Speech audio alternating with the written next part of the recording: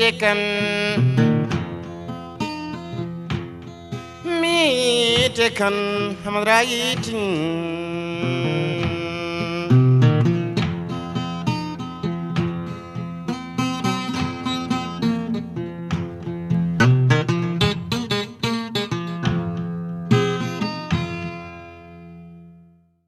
Bonjour à tous, bon dimanche, bonne année. Bienvenue dans ce nouveau numéro du Grand Jury de RFM. Le passage de 2020 à 2021 marqué par un accroissement des contaminations au Covid-19 et on est passé sous la barre des 400 morts. C'est dans ce contexte que le football sénégalais reprend ses droits et pour le défendre, il y avait son premier avocat, Maître Augustin Senghor, le président de la Fédération sénégalaise de football, par ailleurs maire de l'île de Gorée. Bonjour. Bonjour Babacar, bonjour à tous les auditeurs et téléspectateurs. Nos meilleurs vœux. Meilleurs vœux 2021 à vous, donc au groupe GFM, mais aussi à l'ensemble des Sénégalais, au monde sportif, que 2021 soit l'année où nous retrouverons le goût à la vie après cette période assez tumultueuse de 2020 accompagnée du Covid et que 2020 parte avec son Covid et qu'on retrouve la joie de vivre et surtout le retour aux activités normales dans tout le pays. Et comment à Gorée, au lieu du tourisme sénégalais, a-t-on vécu ces près de 10 mois de crise sanitaire? À Gorée, nous les avons vécus très difficilement, ces mois de Covid-19, parce que vous le savez, après les premiers cas, nous avons eu à subir les affres d'une fermeture totale de l'île de Gorée aux visiteurs. Et pour qui connaît Gorée, sa vocation est une vocation d'accueil, puisque c'est un site touristique par excellence. Et donc, vous savez que donc, ça a eu des répercussions terribles sur le plan économique. De notre côté aussi, nous avons dû vivre en autarcie pendant tout ce temps-là. Et ça a été très difficile. Mais de notre côté, les Goréens, les populations ont fait preuve de résilience. Nous avons pu nous organiser pour vivre dans notre île en réglant tous les problèmes liés donc, aux besoins matériels des populations, mais surtout en veillant à ne pas être infestés par le Covid-19. En tout et pour tout, nous avons enregistré officiellement 3 cas en 10 mois. Je pense que c'est assez appréciable quand on regarde les tendances dans les autres localités du pays. 3 cas de contamination, 0 victime, j'imagine. Non, 0 victime à ce jour. On espère que ça va continuer. Et surtout, je pense que ce qui est important, il y a de cela 3 mois, 2 mois. Qu'est-ce qui fait cette exception c'est le caractère insulaire de la commune. Oui, je pense qu'il y avait des frontières naturelles avec la mer. Dès qu'on a arrêté la liaison, donc il y avait moins de fréquentation dans l'île. Mais c'est surtout au niveau local, cette capacité des Goréens, de la commune, mais aussi des volontaires de l'île, surtout les jeunes, qui se sont organisés eux-mêmes pour prendre en charge leur destin, pour s'organiser, organiser le tri de ce qui devait entrer dans l'île ou non, mais aussi la sensibilisation qui a joué un rôle majeur. Parce que vous savez, à Gorée, c'est tellement petit, tout le monde se connaît, la proximité était telle que si nous avions quelques cas, ça pouvait dégénérer. Et je pense que la population aussi a été très très consciente. Et je dois dire aussi que nous avions eu l'appui non seulement des autorités, mais de beaucoup de partenaires qui nous ont permis de vivre cette période et surtout de nous en sortir à moindre frais, si je puis m'exprimer ainsi. Et alors, avez-vous évalué les conséquences économiques, financières de cette crise sanitaire pour l'île de Gorée, pour la commune que vous dirigez? Oui, je pense que si sur le plan santé, on peut dire que nous avons pu tenir la dragée au Covid, sur le plan économique, il n'y a pas eu match parce que le Covid nous a mis dans une situation économiquement parlant exsangue, parce que simplement que ça soit la collectivité locale elle-même, les populations, les acteurs économiques, hôteliers, guides, restaurateurs et tout ce qui gravite autour, artisans et autres, gravite autour de l'économie touristique, en ont pâti. Je dirais même, je pourrais citer même en fait la structure qui nous relie à Dakar, c'est-à-dire la liaison maritime Dakar-Gorée, qui s'est retrouvée à faire pratiquement 1% de son chiffre d'affaires en 10 mois. Donc c'était assez difficile et aujourd'hui je pense que nous sommes en train de relever la tête. Mais tant que nous n'aurons pas réglé, c'est pas nous Goréens qui prenons le problème du transport aérien, l'ouverture du ciel et l'arrivée des touristes ne sera pas réglée, Gorée ne pourra pas se remettre en bonne santé financière et économique. Et c'est un combat. Je dois me permettre aussi de saluer tous ceux qui nous ont aidés parce que nous avons pu bénéficier de l'apport, en tout cas pour le secteur touristique et les acteurs touristiques de l'État sur le fonds de résilience. Aujourd'hui, Gorée revit petit à petit, mais il nous faut plus de visiteurs pour qu'on puisse relancer la machine économique. Oui. Toujours sur les activités économiques, la culture est aussi essentielle pour Gorée. Lorsque le ministre de l'Intérieur annonçait le durcissement des restrictions début décembre dernier, des mesures qui interdisent la tenue de spectacles et les rassemblements sur les terrains de sport, vous vous êtes férocement opposé. Vous avez plaidé pour le foot, les autorités vous ont entendu et vous ont permis de démarrer la nouvelle saison de football, ce week-end d'ailleurs. Vous n'avez pas défendu les acteurs culturels, vous, le maire de la symboliquement culturelle île de Gorée. Écoutez, d'abord je dois dire, je n'ai pas défendu férocement, j'ai défendu, je pense, avec beaucoup de... Et parler avec le cœur. De cœur, voilà, exactement, parce que je tirais la sonnette d'alarme simplement par rapport à la situation de tous ces jeunes qui aujourd'hui sont sevrés de sport depuis très très longtemps. Vous venez de le dire, ils sont aussi sevrés de culture. Et ces jeunes, c'est non seulement une activité, donc le sport, je parle de sport en général d'ailleurs, qui leur permet de s'épanouir, c'est aussi une activité économique pour eux.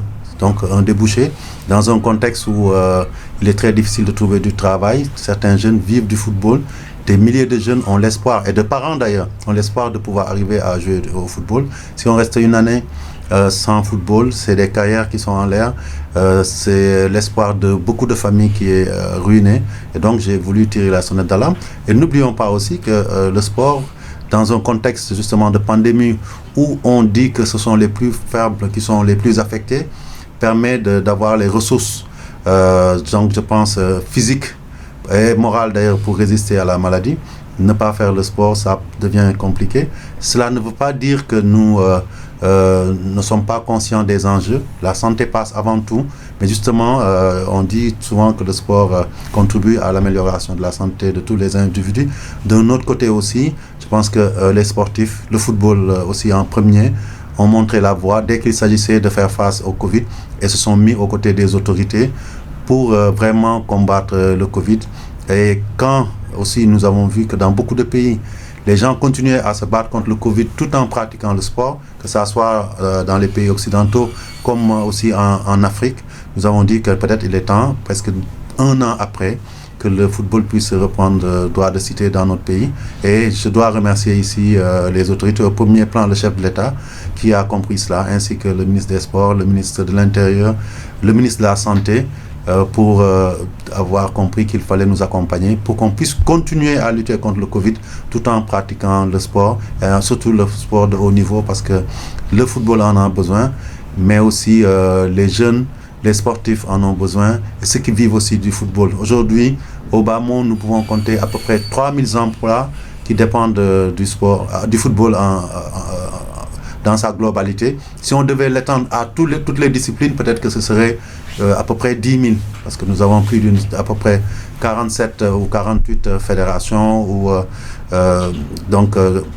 comité de promotion de certaines fédérations à venir.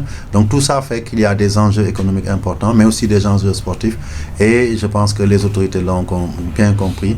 Et donc aujourd'hui, c'est heureux que nous puissions redémarrer. Mais j'insiste là-dessus. Il y a une responsabilité qui en découle. Tout cela, Augustin Senghor, dans une grande incohérence des mesures de restriction à géométrie variable. On autorise le football, on continue d'empêcher les acteurs culturels de travailler.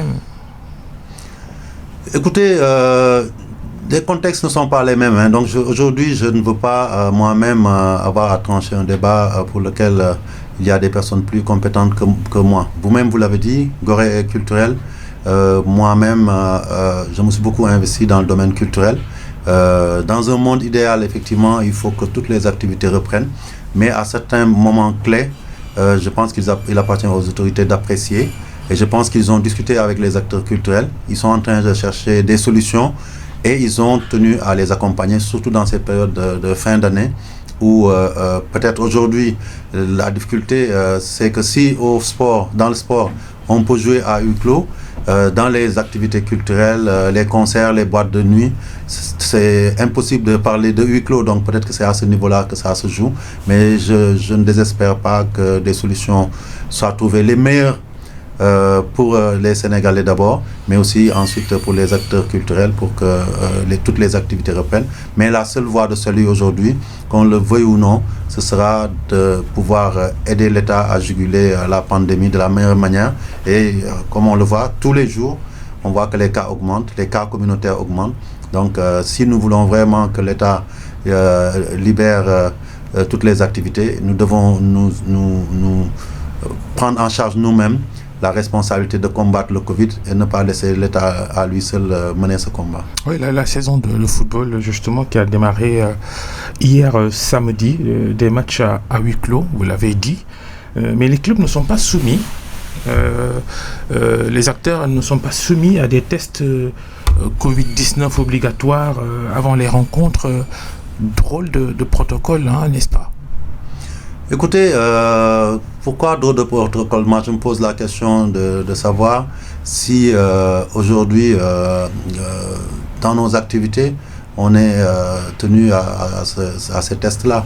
Aujourd'hui, je viens ici dans une émission, je n'ai pas subi de test pour entrer dans cette émission, alors que vous ne connaissez pas mon statut sur le plan médical. Donc, ça veut dire qu'aujourd'hui, nous partons du principe que d'une situation où l'État avait fixé des règles assez draconiennes et même on est passé d'une période carrément d'état d'urgence à une période où les autorités ont dit il nous faut arriver à vivre avec le virus.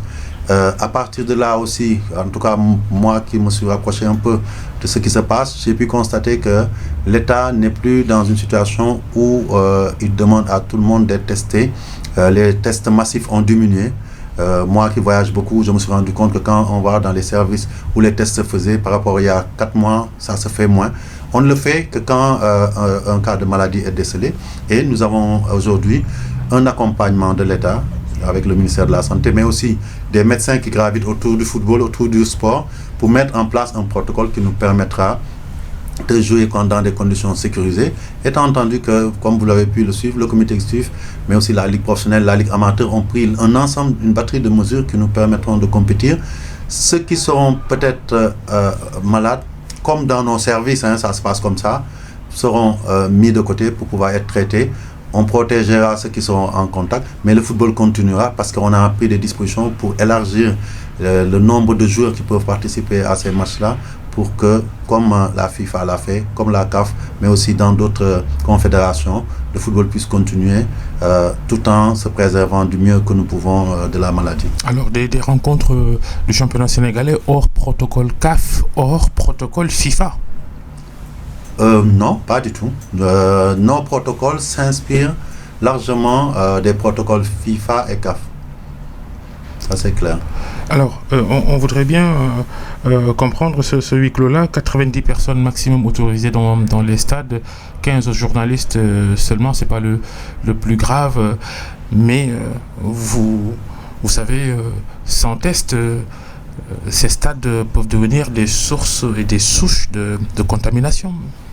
Écoutez, je pense que la prévention n'inclut pas les tests. Je pense que les tests, c'est pour détecter une maladie. Ce sont les mesures barrières qui constituent le rideau de protection contre la maladie. À partir du moment où tout le dispositif de mesures barrières est en place, l'accès des stades, l'utilisation des produits qui peuvent permettre un peu de la désinfection, mais aussi tout ce qui est produit comme les gels antiseptiques pour pouvoir se protéger, pouvoir tuer les germes et les virus quand il le faut, mais aussi la distanciation là où c'est nécessaire. C'est ça qui va nous protéger. C'est pas les tests, puisque faire les tests n'empêche pas d'avoir le virus, parce que si le test est positif, ça veut dire qu'on ne joue pas. Mais par contre, si on diminue les contingentements dans les stades, c'est-à-dire, vous avez vu, on a pris vraiment des nombres. D'ailleurs, j'ai même reçu des messages de beaucoup de dirigeants de clubs en disant que pour un club professionnel qui joue 30 personnes, dont 18 joueurs, 7 ou 8 membres d'encadrement, c'est peu. Et je leur ai dit, c'est à nous d'avoir le sens de la responsabilité pour montrer aux autorités qu'on est capable de jouer. Et donc, on sera vraiment sur ce plan-là assez strict. Et on ne tolérera aucune possibilité de laisser les gens envahir les stades. Et c'est pour ça que je pense aujourd'hui que ce qu'il nous faut, c'est vraiment l'apport et la contribution de tout le monde, qu'on comprenne que c'est un défi qui est lancé pour le sport et que nous devons montrer aux autorités, montrer aux Sénégalais que le sport peut se dérouler dans des conditions optimales en minimisant le risque de contamination, et avec des stades qui peuvent accueillir jusqu'à 5 000, 6 000 ou même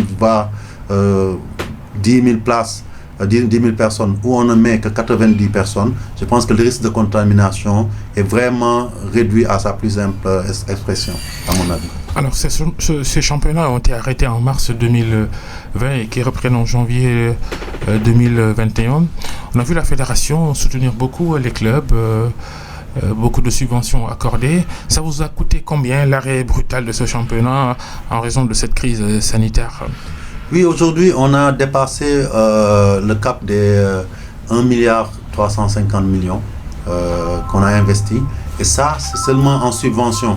Si j'ajoute justement les masques, les produits, tout l'équipement nécessaire pour tenir nos compétitions, et aussi le renchérissement. Parce qu'il faut savoir qu'aujourd'hui, en regardant nos comptes la dernière fois, j'ai vu que rien que pour nos équipes nationales, nous en sommes à peu près à une trentaine de millions, juste pour les tests qui sont faits pour que les équipes puissent rentrer dans les regroupements.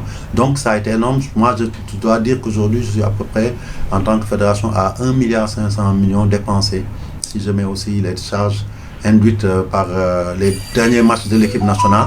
Puisque pour reprendre en octobre avec notre sélection nationale, nous avons dû voyager dans des conditions particulières, louer un avion nous-mêmes en tant que fédération, qui est la compagnie sénégalaise Air Sénégal, pour aller au Maroc dans des conditions sécurisées, jouer sur place et ramener nos joueurs ici. Et tout ça nous a coûté énormément d'argent. Et c'est vrai, nous avons reçu l'apport de la FIFA, mais pas totalement. Sur 1,5 million prévus, nous avons reçu à ce jour donc $1 million. Donc, et la CAF, $300 000 environ. L'État doit venir, nous attendons d'un jour à l'autre, donc 500 millions qui viendront de l'État. Mais c'est vous dire qu'aujourd'hui, la fédération a dépensé énormément d'argent pour faire face à cette pandémie. Mais le paradoxe, c'est ça. Nous avons dépensé autant d'argent sans avoir pu avoir l'opportunité de compétir. Et c'est là où, je pense, la décision des autorités de nous laisser jouer, de laisser les championnats reprendre leur cours, est salutaire et à magnifier. On ne verra pas ce championnat, pas de public, pas de télé probablement.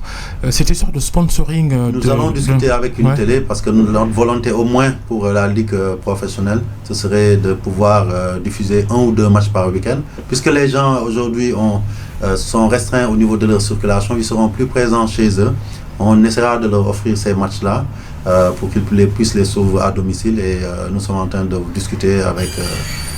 une chaîne de télé dans ce sens-là. Vous êtes le président de la fédération, mais d'abord président de l'US Gorée, par définition membre de la ligue professionnelle. À propos de droits télé, ces problèmes qu'on a connus la saison dernière et la saison d'avant, cet opérateur de télévision, opérateur chinois qui a voulu acheter les droits, mais blocage parce que cet opérateur aussi voulait se déployer au Sénégal. Il en a été empêché. Quels sont les derniers développements de cette affaire? À ce niveau-là, je dirais d'abord que je suis président de fédération de football et président du club Omnisport de Gorée. On a un président de la section de football qui nous représente au niveau de la ligue professionnelle. Donc, à ce niveau-là, je dirais simplement que le dossier StarTime a connu des difficultés parce que simplement, apparemment, il était adossé à d'autres aspects qui n'ont rien à voir avec le football, parce que l'octroi de fréquences, aspects juridiques, commerciaux, l'acquisition de décodeurs, ça dépasse vraiment le cadre du football. Donc en ce qui me concerne, je ne peux pas trop me prononcer, mais ce qui est clair aujourd'hui, que à ce jour, ce contrat n'a pas pu être finalisé pour les raisons aussi que vous savez, et il est, je pense, temps qu'on pense, s'il n'y a pas de solution en vue, à chercher d'autres partenaires télé, parce que c'est de ça qu'il s'agit. StarTime n'est pas encore vraiment installé, et quand ils auront donc la possibilité de travailler et d'offrir donc à la ligue professionnelle ce qu'elle attend, c'est-à-dire des rentrées d'argent, mais aussi une visibilité, en ce moment-là, ils pourront signer. Mais en attendant, je pense que la ligue professionnelle, qui est une entité autonome au niveau de la fédération, puisque la fédération lui a donné cette autonomie financière, donc elle devra travailler sur ça. Pour le moment, vous le savez, c'est la fédération qui prend en charge l'ensemble des charges de compétition et de fonctionnement de la ligue professionnelle, et ça ne pourrait pas continuer, et donc il est urgent qu'on trouve cette solution. Mais je pense que le président CRSEC et son équipe sont en train d'y travailler, et nous-mêmes au niveau de la fédération, nous allons les accompagner pour que ça se fasse, parce que l'élite du football, c'est la ligue professionnelle. Si elle est malade, ça rejaillit négativement sur l'ensemble du football sénégalais. Ouais. Je rappelle Augustin Senghor, le président de la Fédération sénégalaise de football, notre invité devant le grand jury d'RFM ce dimanche. Les autres sujets football de cette émission, Augustin Senghor, ils vous sont posés par le service des sports de RFM sous la direction de Youssouf Bodian. Question express en parlant de championnat. Le lancement des championnats dans les petites catégories annoncé depuis l'année dernière. Est-ce que le contexte va rendre difficile le démarrage de ces championnats? J'imagine que oui. Notre comité exécutif s'est prononcé sur cette question et a décidé quand ce sera possible de lancer le football des jeunes. Je pense qu'aujourd'hui, nous avons commencé, vous avez vu les résultats, à beaucoup nous investir dans la petite catégorie. Vous voyez nos équipes nationales, vous voyez aussi que beaucoup de clubs ont des académies. On le doit beaucoup aux académies, justement. Oui, mais les académies ne sont pas sorties ex nihilo. Ils sont issus et ont grandi dans un contexte qui est celui du football sénégalais. Arrêtons de nous faire croire que c'est l'homme qui a créé Dieu et par l'inverse. Donc je suis désolé, si les académies existent dans un pays, dans une fédération, c'est parce qu'on les a aidés, et c'est de bon ton. Aujourd'hui, nous, on est fiers d'avoir ces académies-là qui apportent leur contribution, mais qui aussi ont bénéficié du contexte et de l'appui de la fédération, de la ligue professionnelle et même des autorités étatiques pour pouvoir s'implanter et se développer. Il y a d'autres qui vont venir, et nous sommes preneurs, et nous insistons même pour qu'on puisse généraliser ces académies un peu partout, mais il n'y a rien d'antinomique. Aujourd'hui, c'est presque un enrichissement mutuel entre la fédération et les académies, parce que beaucoup de ces jeunes dont on parle au niveau des académies ont commencé à être connus quand ils ont intégré nos équipes nationales de jeunes, et surtout notre équipe A, et ça vous le savez, vous avez des exemples à foison. Tant qu'ils étaient dans le cadre de leur club, personne n'est venu les chercher, personne ne les connaissait. C'est l'équipe nationale qui permet à ces jeunes en U17, en U20 de se faire découvrir. Et c'est une plus-value pour ces académies, mais surtout pour le football sénégalais. C'est tout un ensemble. N'essayons pas de dissocier ce qui constitue un ensemble compact et qui permet aujourd'hui de voir le football sénégalais briller là où jadis il traînait par rapport à d'autres pays. Ouais. Vous parlez des équipes de jeunes U17, U20, justement. Les sélectionneurs de ces équipes nationales du Sénégal en catégorie jeunes concernés par une décision que le comité exécutif de la fédération a prise il y a quelques semaines, parce que ce sont des sélectionneurs qui étaient des pigistes. Vous leur proposez des contrats en bonne et due forme, et donc plus possible pour eux d'aller entraîner des clubs. On ne peut plus cumuler, à partir de la décision que vous avez prise, les fonctions d'entraîneur de club et de sélection d'une équipe nationale. Il y a les cas flagrants de Youssouf Dabo pour la sélection U20, de Malik Daf pour la sélection U17. Vous leur aviez donné un ultimatum de 3 mois. Ont-ils fait leur choix parce qu'ils sont toujours avec leur club Malick Daf au Jaraaf, Youssoufa Dabo à Teungueth FC. Oui, à ce niveau, je pense que pendant très longtemps, c'est la fédération elle-même qui avait estimé qu'il n'y avait pas lieu de dissocier les fonctions d'entraîneur de club, d'entraîneur titulaire de club et d'entraîneur des sélections de jeunes notamment. Et après réflexion et au vu des expériences passées où nous avons été confrontés à quelques difficultés, justement parce que les entraîneurs étaient tiraillés entre les clubs et les équipes nationales, nous avons pensé qu'il était plus sage avec les échanges qu'on a eu avec le DTN de séparer de manière claire ces fonctions-là. Je pense que tant que nos jeunes ne brillaient pas, le problème ne se posait pas parce que généralement avec nos équipes nationales de jeunes c'était un tour puis s'en va, on ne se qualifiait pas au CAN et tout, mais à partir du moment où depuis 2015 on a commencé à être régulier dans les compétitions de jeunes, nos entraîneurs sont pratiquement sur 1 an ou 2 ans avec nos équipes nationales et donc en même temps ils sont salariés dans des clubs qui ont besoin d'eux quand ils doivent aller en Coupe d'Afrique ou même pour les championnats locaux. Quand les enjeux sont devenus plus importants, je pense qu'il est raisonnable aujourd'hui de permettre à ces entraîneurs de s'épanouir mieux et d'apporter plus en tout cas les sélections en faisant un choix définitif.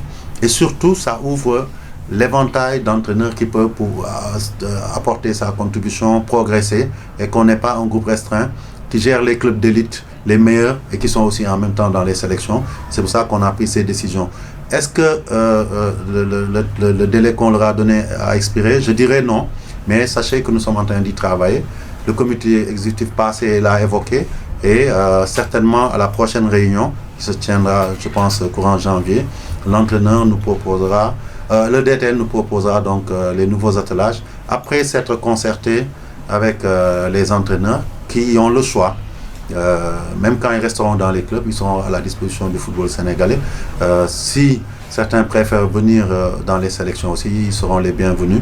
Nous les mettrons dans des conditions salariales et de travail meilleures puisqu'ils pourront travailler sur une longue durée et être rémunérés sur cette durée-là plutôt que de travailler à la pige comme vous l'avez dit pendant les campagnes.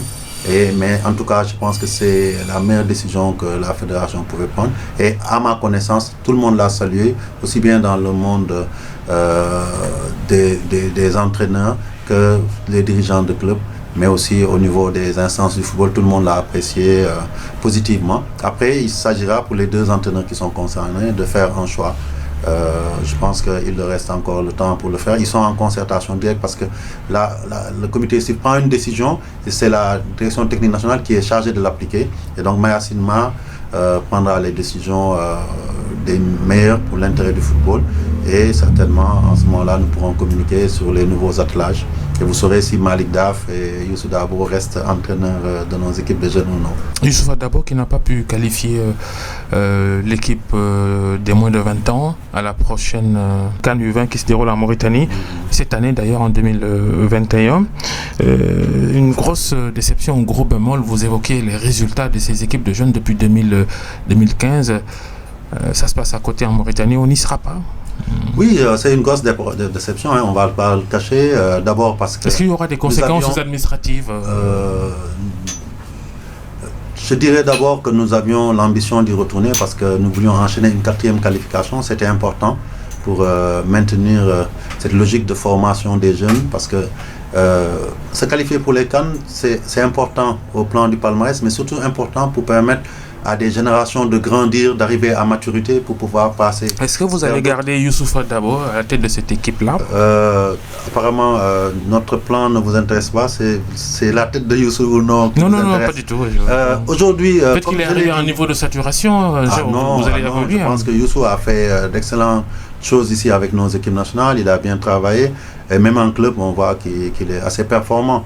Donc, si à chaque fois qu'un entraîneur, en tout cas nous, c'est pas les habitudes de la maison d'ailleurs, vous pourrez le constater, il ne faut pas qu'à chaque fois qu'un entraîneur qui a donné satisfaction auparavant tombe sur un écueil et éliminé. Et que la question, c'était pas forcément contre lui. Peut-être qu'il mérite de gravir d'autres échelons, de laisser la place à un autre pour donner un nouveau souffle à cette équipe-là, peut-être. L'équipe, à mon avis, ne s'est pas qualifiée, mais n'a pas perdu son souffle. Ce qu'il faut savoir, on est dans les catégories jeunes. Nous ne nous focalisons pas forcément sur qui gère ces équipes nationales. Et comme je vous l'ai dit tout à l'heure, nous avons un travail qui est fait en amont par la direction technique nationale. Et c'est la direction technique qui appréciera. Avant lui, il y avait Joseph Koto qui avait fait aussi du bon travail avec les U20, avec Malik Daf. Et à un moment donné, malgré tout, on a dit il faut qu'on puisse changer. Et Joseph Koto s'est retrouvé avec les U23. Donc, le travail que nous demandons maintenant aux directeurs techniques, c'est de voir quels aménagements faire pour avoir des attelages compétitifs et compétents pour pouvoir nous donner des satisfactions dans la continuité de ce que nous sommes en train de faire. Je suis en train de vous dire que à partir du moment où toutes les structures sont en place, où l'organisation est bien faite, peu importe qui est là, les entraîneurs viennent, apportent leur contribution, mais la structure reste solide et la base, ce sera la direction technique nationale, de sorte qu'il y a une continuité dans le travail. Et si vous l'avez remarqué, Koto est passé, a fait d'excellents résultats avec les U20. Quand il partait, moi je me souviens, certains nous ont dit « Ah mais pourquoi vous le faites bouger, il fait du bon travail ». Youssou Dabo est venu, il est resté sur cette lancée-là. Parce qu'ils ont des compétences certes, mais parce qu'il y a une structure bien organisée qui fait qu'aujourd'hui, les résultats suivent, quelles que soient les personnes qui sont en place. Et c'est comme ça qu'on développe le football des jeunes. C'est comme ça aussi qu'on fait avancer le football d'un pays. Les infrastructures, Augustin Senghor, les stades, il n'y en a pas de vrai. Pour ne pas se voiler la face. La preuve, toutes les compétitions internationales de football se déroulent depuis 2 ans, 3 ans au stade Lat Dior de Thiès. Le gouvernement a annoncé la réhabilitation de certains stades, au moins 4, dans différentes régions. Le stade Demba Diop de Dakar, qui a été cédé à la Fédération sénégalaise de football, on attend toujours sa réhabilitation. Vous aviez lancé le marché. Quelles sont les dernières nouvelles ?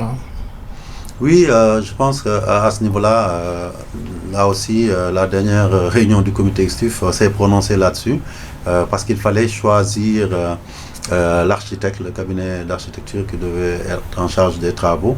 Il y avait des études préalables, c'est pas parce que vous n'en entendez pas, on ne peut pas venir se réveiller au bout de 2-3 mois, commencer à construire un stade ou à rénover un stade. Il y a des études préalables, surtout que c'est un stade qui avait été fermé, nous dit-on, parce qu'il y avait des problèmes de sécurité et même de solidité de la structure. Nous avons pris le soin de faire par donc un cabinet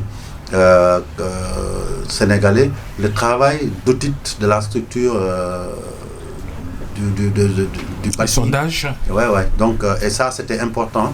Et à côté de ça aussi, nous avons lancé un avis à manifestation d'intérêt pour des cabinets d'architectes. Il y en avait 14, je pense, si je ne me trompe, qui avaient postulé.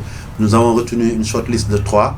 Et c'est seulement le 5 décembre, lors de notre réunion, que nous avons choisi définitivement un cabinet qui va commencer maintenant le travail de conception de l'avant-projet.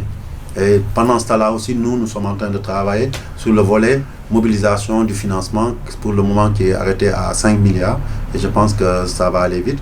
Je voudrais en profiter aussi pour dire qu'aujourd'hui, effectivement, nous disons qu'il n'y a pas de stade, mais on sait qu'il y a le stade du Sénégal qui est en train d'avancer très vite. Le stade de Diamniadio. Il y a aussi Léopold Senghor, donc le ministre l'a dit, qui doit être rénové. Les Chinois étaient là, je pense, pour ça, et les autres stades qui vont être faits. Ce que je peux dire et ce dont je peux témoigner, c'est qu'il y a une volonté forte, une volonté politique forte du chef de l'État, non seulement de construire beaucoup de stades pour les prochaines années, mais aussi d'accueillir une CAN au Sénégal.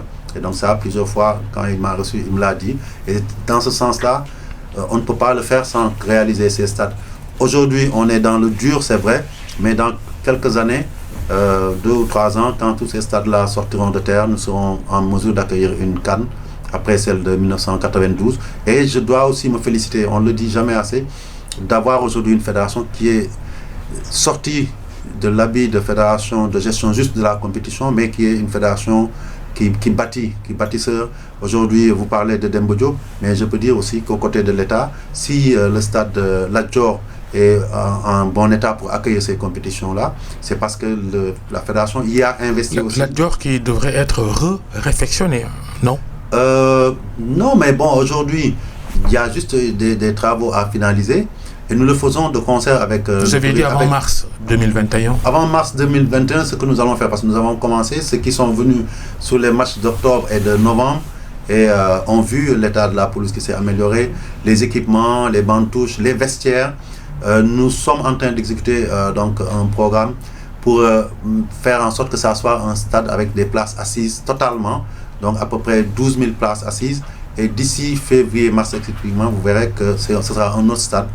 Et à côté de cela, à Thiès même, nous sommes en train de construire, en fait de mettre un gazon synthétique et des tribunes au stade Maniang Soumaré. Parce que pour le moment, en attendant que les autres stades soient prêts, le stade de Lat Dior représente le stade de l'équipe nationale du Sénégal. On veut le préserver pour cela et on doit permettre aussi à la jeunesse thiessoise, au club thiessois de jouer, et la fédération va investir au bas mot à peu près 250 à 300 millions dans le stade de Maniang Soumaré sur fonds propres et sur fonds de la FIFA. Et je peux en citer d'autres en termes de réalisation. Aujourd'hui, nous avons lancé la construction de sièges de ligue, que ce soit à Kaolack, à Fatick et à Kaffrine. Les travaux ont commencé à sortir de terre. Et à terme, toutes les 14 ligues auront leur propre siège. Donc c'est autant de projets qui montrent aujourd'hui que notre fédération s'est mise résolument sur la voie du développement, qui n'est pas que seulement sur le terrain de football. Nous avons dépassé ce stade-là.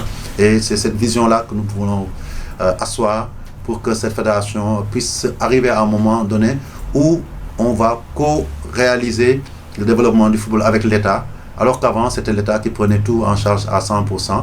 Et l'État continuera à nous accompagner, mais nous voulons aider l'État à nous aider.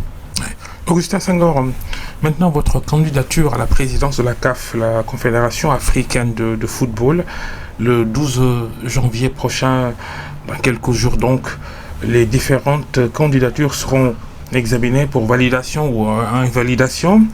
Vous êtes confiant ? Oui, très confiant parce que je pense que cette candidature-là vient à son heure.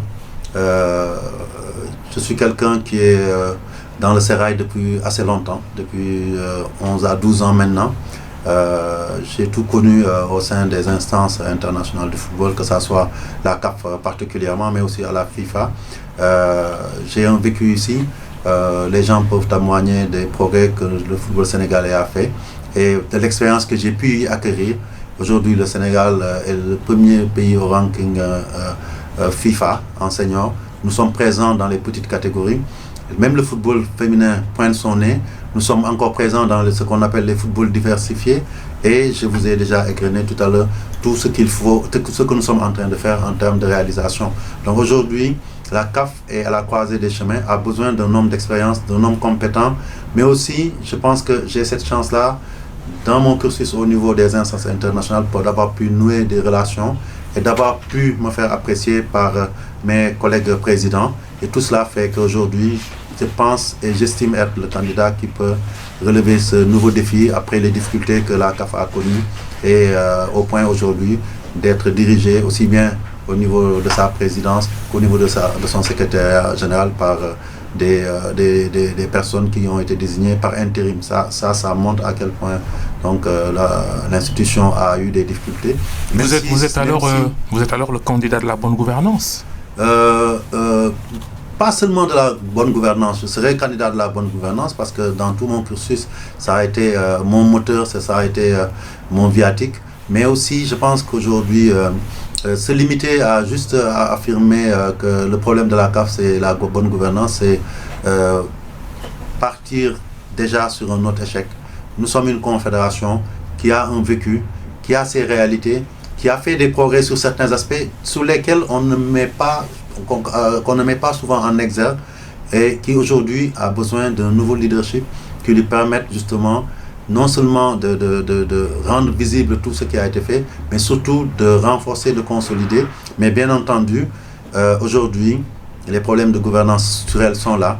Nous devons rénover la CAF à mon avis, le doter de nouveaux habits, que ce soit au niveau de son ordonnancement juridique, ses textes de fonctionnement, ses statuts, mais aussi dans le management à proprement parler, pour mieux se rapprocher de ce que fait un peu partout à la FIFA, à la CAF.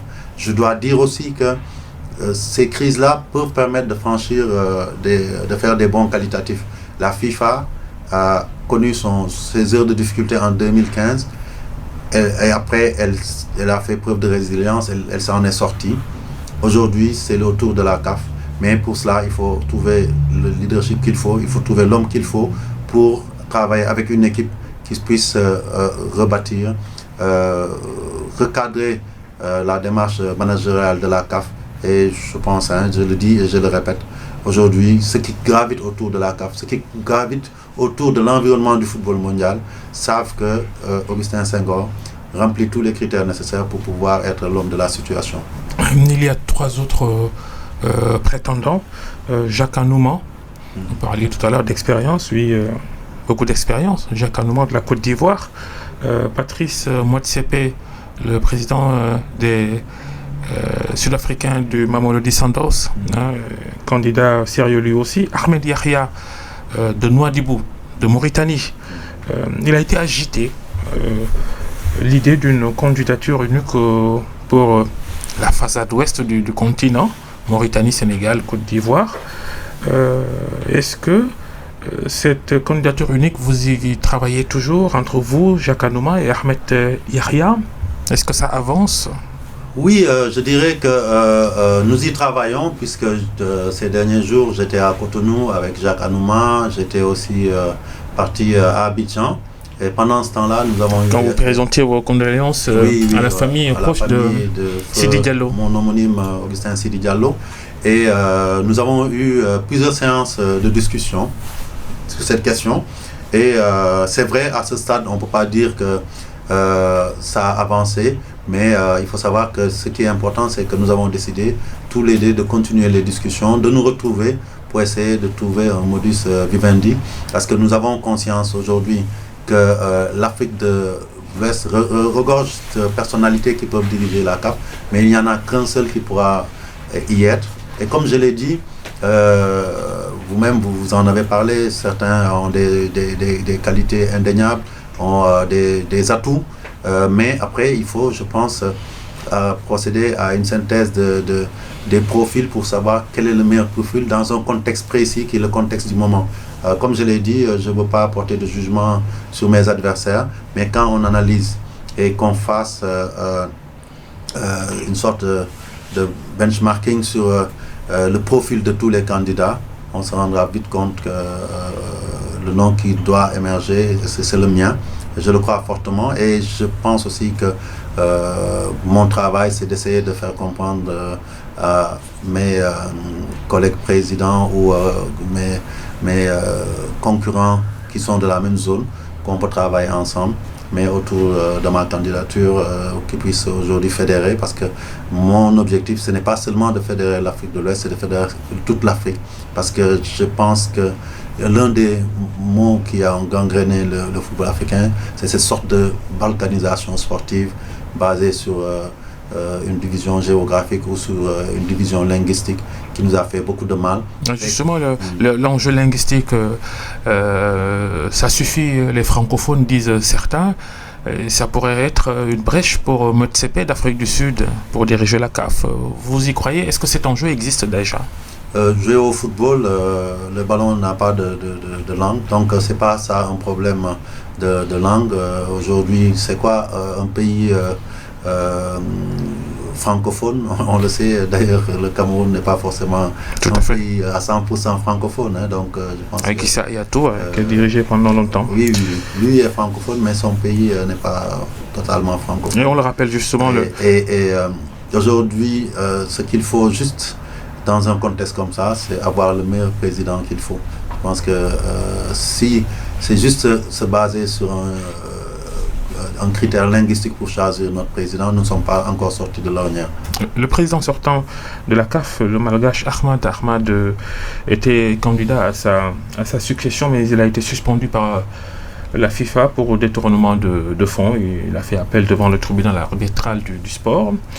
Vous en pensez quoi, ces accusations? Vous, le pro Ahmad, à l'époque, peut-être comptable de sa gestion? Écoutez, on n'a jamais fonctionné en termes de pro ou contre Ahmad. C'est pas comme ça que fonctionnent nos organisations, je suis désolé.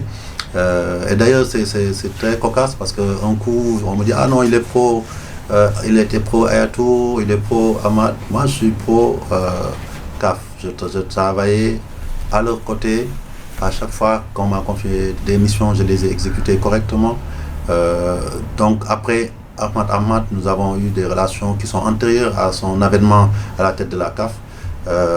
Quand je suis arrivé en 2010, il était déjà président de la Fédération malgache. Nous avions d'excellentes relations. En 2017, lors des élections où il s'est présenté, il est venu me rencontrer. Je lui ai donné ma position, qui était que je n'avais pas... Vous avez voté pour lui, hein. C'est pas sûr, ça vous ne pouvez pas le garantir. Mais toujours ce qui est important, c'est qu'à partir de 2018, j'ai cheminé avec lui.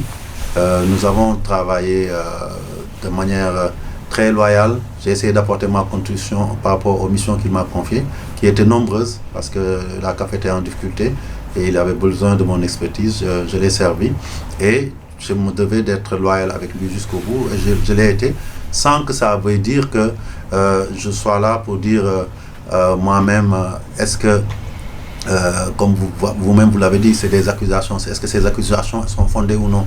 Il y a une instance indépendante de la FIFA qui, sous la base de dénonciation, a enclenché des enquêtes. Il y a une présomption d'innocence. Il y a une première décision qui a été rendue. Il a fait appel, vous-même vous l'avez dit. Je pense que c'est au final, quand le TAS se sera prononcé, qu'on saura si la décision qui a été rendue est confirmée ou non. À ce stade, concédons-lui cette présomption d'innocence et son droit à la défense. Et respectons aussi la personne. Je n'aime pas trop en Afrique quand je vois que une personne qui est adulée la veille, une fois qu'elle n'est plus aux affaires, on la jette aux orties et on l'attaque de tout part. Et à la limite, on même fait un procès de sorcellerie à ceux qui osent parler de lui en bien. Et moi, j'ai pas froid aux yeux, j'assume toujours mes positions. Je pense que Ahmad peut-être a connu des difficultés, mais c'est peut-être aussi parce que dans l'environnement, on ne l'a pas beaucoup aidé. Et peut-être le contexte de la CAF n'a pas permis qu'il mène à bien sa mission. Et que peut-être, si on veut juste tout mettre sur son dos, ce sera la meilleure manière de faire fausse route et de se retrouver dans 4 ans encore dans les mêmes situations. Il faut qu'on analyse froidement, au-delà des personnes, ce qui ne va pas à la CAF et qu'on trouve les solutions idoines, plutôt que de jeter l'anathème sur une ou des personnes, ou surtout essayer de limiter les difficultés de la CAF à une seule personne. Il y a une équipe qui a travaillé. Aujourd'hui, même si je ne suis arrivé qu'en 2018, en 2018 exactement, je n'ai pas de souci à aussi bien porter les acquis qui sont positifs, mais aussi à assumer ce qui n'a pas marché. Pour autant, ça ne doit pas signifier que tout doit être jeté à l'eau. Il faut juste voir ce qui n'a pas marché. Voir aussi si au niveau du leadership, on ne peut pas faire mieux pour améliorer cette maison CAF. Et c'est ça mon défi à moi, parce que, comme je le dis souvent, ma candidature ne relève pas d'une ambition personnelle. Pour moi, cela relève d'une prise de responsabilité en tant qu'Africain. Elle est portée par tout le pays. Il y a même un comité national dirigé par le ministre des Sports. On retrouve dans ce comité plusieurs personnalités des sports, de la culture, des affaires. En tout cas, on va voir si d'ailleurs le contexte va favoriser la campagne pour cette présidence de la CAF, Augustin Senghor. C'est presque la fin de cette émission. Un petit détour encore à Gorée, dont vous êtes le maire depuis près de 12 ans maintenant. Le compte n'est pas bon. C'est depuis 18 ans. Depuis 18 ans. Ah ouais, 18 ans. 2002. J'ai enlevé la première élection de 2002. Et Gorée qui fait partie des 19 communes du département de Dakar. Votre position dans le débat sur la suppression annoncée des villes de Dakar, Pikine, Guédiawaye, Rufisque et Thiès en tant que collectivité territoriale. 30 secondes. Je n'ai pas de position parce que si vous me connaissez, je sais que vous me connaissez Babacar, je ne suis jamais dans les débats politiques dans le sens politique. Le débat est aussi technique. Celui-là est aussi technique. Non, aujourd'hui, un débat n'est posé que et juridique aussi. Quand des actes juridiques sont posés pour aller dans ce sens-là, moi j'entends un débat qui est soulevé, qui est sorti de nulle part. Aujourd'hui, moi je suis maire d'une commune. Un débat porté par le ministre des collectivités territoriales. Oui, mais en ce qui me concerne, comme je l'ai dit, je suis maire d'une collectivité locale qui s'appelle Commune de l'Île de Gorée. Je suis au jour d'aujourd'hui aussi adjoint au maire de la ville de Dakar. Donc, il n'y a pas au jour d'aujourd'hui un acte qui a été posé allant dans ce sens-là. En ce qui me concerne, je préfère attendre que le débat soit posé là où il faut, qu'il y ait des travaux qui sont menés dans ce sens-là pour me prononcer, analyser les motivations, parce que je pense que dans chaque démarche, il y a l'exposé des motifs qui est le plus important. Et au Sénégal, on a l'habitude de mettre la charrue avant les bœufs. Dakar est-elle utile ou pas en tant que collectivité territoriale, la ville? Dakar est-elle utile? Si on l'a créée depuis des années et que jusqu'à présent elle est là, c'est qu'elle avait son utilité au moment où, en tout cas, elle a été mise en place. Ça c'est indéniable. Mais à côté de cela, je pense qu'il y a un État qui mène une politique, qui analyse les situations, qui fait évoluer les réformes par rapport à la décentralisation. Elle pose des orientations. Les gens peuvent apprécier ou non, mais ce qui est important, c'est qu'après derrière, que ça soit porté donc au niveau de l'instance où les débats auront lieu, les vrais débats, c'est-à-dire au niveau de l'Assemblée nationale, et que la représentation parlementaire s'exprime pour dire si cette nouvelle orientation est une bonne chose ou non. Après, il faut... Vous, personnellement, vous êtes pour le maintien ou la suppression de la ville de Dakar? Je ne saurais me prononcer sur cette question à ce stade. Je vous l'ai déjà dit, pour moi, ce que j'ai entendu jusqu'à présent, ce sont des spéculations. Je préfère attendre une saisine officielle en tant que maire pour pouvoir me prononcer. C'est des débats, comme je l'ai dit, qui sont aujourd'hui simplement sur le terrain de la politique, avec effectivement des affirmations qui sont posées par là, des répliques par là. Et moi, je n'ai jamais été dans ce débat-là. Ce qui m'intéresse, c'est comment faire progresser ma collectivité, comment faire progresser Dakar comme entité territoriale, parce qu'effectivement, tout ce qui sera décidé, forcément, reposera sur une évaluation de l'histoire de ces collectivités locales-là. Et ce n'est pas un débat qui concerne seulement Dakar, je pense. Il y a d'autres villes aussi qui existent. Il faut aussi les prendre en compte et éviter de concentrer ce débat uniquement sur un aspect politique ou politicien par rapport à des enjeux politiques aussi, mais voir si dans la démarche qui est celle de développement des collectivités territoriales du Sénégal, une révision du statut des villes et des départements est pertinente ou non. Et ça, pour le moment, comme je l'ai dit, je préfère me garder de me prononcer sur ces questions-là. Merci Augustin Senghor d'être passé devant le grand jury d'RFM. Vous êtes le maire de l'île de Gorée, président de la Fédération sénégalaise de football, candidat à la présidence de la Confédération africaine de football, la CAF. Merci à Yaya et Abdou qui étaient à la régie, à Magui au digital. Restez avec nous. Bonne fin de week-end et bonne année encore une fois. Et le grand jury revient la semaine prochaine. Mi